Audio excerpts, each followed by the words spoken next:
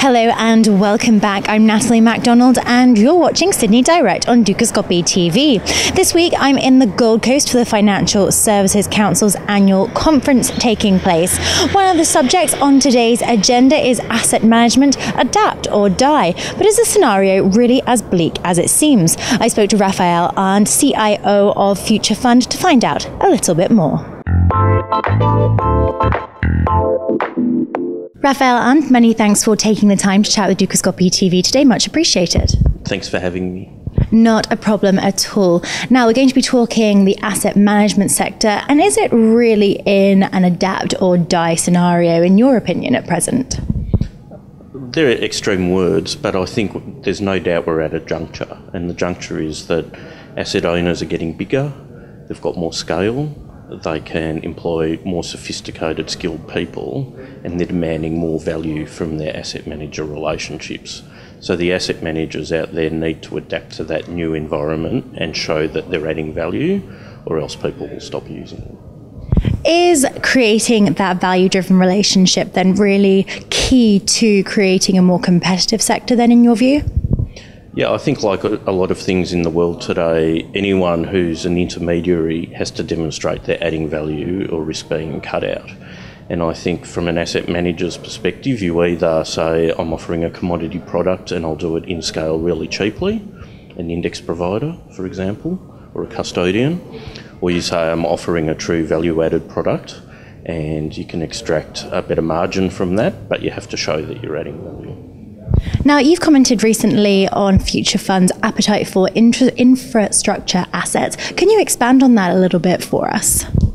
Well, infrastructure is one of the sectors we invest in, and we've been quite active in that space over the last few years. Right now, because of the significant amount of quantitative easing in the world, low monetary policy settings in terms of being easy, asset values are somewhat inflated typically across all low-risk asset classes, core property, core infrastructure, low-risk yielding equities, investment-grade debt. And so we're not rushing to buy more of those assets in this environment. And in fact, assets like infrastructure that have long duration, we feel are at more risk than some of the impact of what happens when the Fed starts to tighten, which is soon, we think.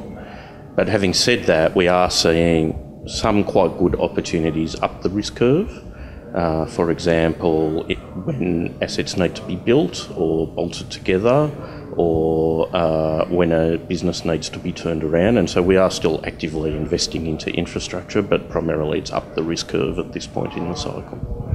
Now, another area where we've noticed a slip back in the last 12 to 18 months, both in Australia and also internationally, is listed equity holdings. Can you expand on why this is and also where you see this going into the future term? Yeah, so you're talking about the allocation to listed equities across the portfolio. So we've been in an environment in the last few years, as I said, which has been pumped up by low policy rates. And that means that investors have been willing to accept lower returns because they're comparing those returns with bond yields or cash rates. If you look at where equities are valued today, across most of the world anyway, you would have to believe in significant earnings growth, momentum, and in risk premia and yield staying roughly where they are or only moving modestly to justify those valuations, and we certainly think the risk is to the downside. So we still have a very large equities exposure, and it's still by far the dominant risk in the portfolio, but we have been reducing the exposure over the last couple of years. And overall, I would say our exposure right now is modestly below neutral. Raf, many thanks for your time and comments today. Much appreciated. Thank you.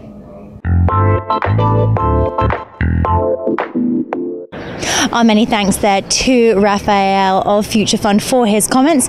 I'll be back shortly with plenty more exclusive interviews for you right here from the FSC's annual conference. For now though, it's goodbye.